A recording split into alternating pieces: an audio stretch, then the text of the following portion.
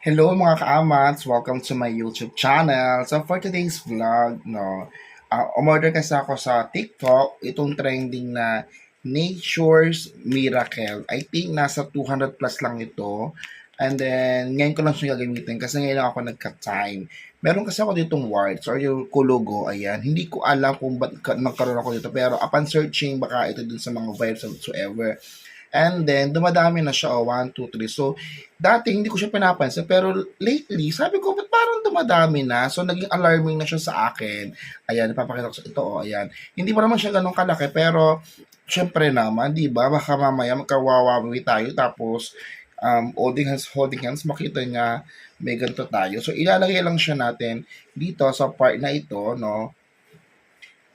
At titignan natin kung siya ay effective. So, hindi ko alam kung paano to gamitin, pero sana tama yung ginagawa ko. And then, after so many days na ginagamit natin ito, titignan natin kung effective nga ba siya at kung mawawala ito. So, hintayin na natin siya matuloy. Ganun pala kadali ilagay, guys. So, titignan natin kung gaano siya ka-effective. So, ito ay day 1. No, day 1 to na lalagay ko. Ayan.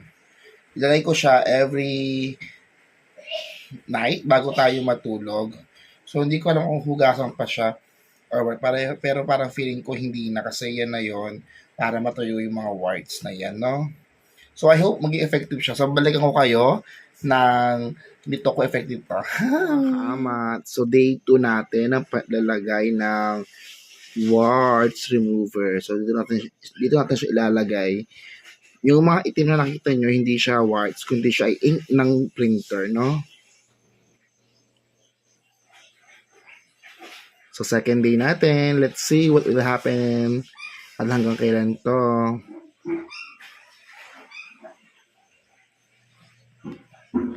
Tuwing gabi tayo naglalagay.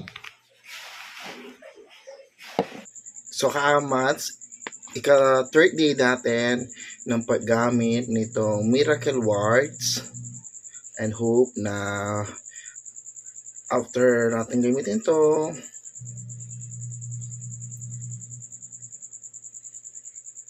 gumaling na siya.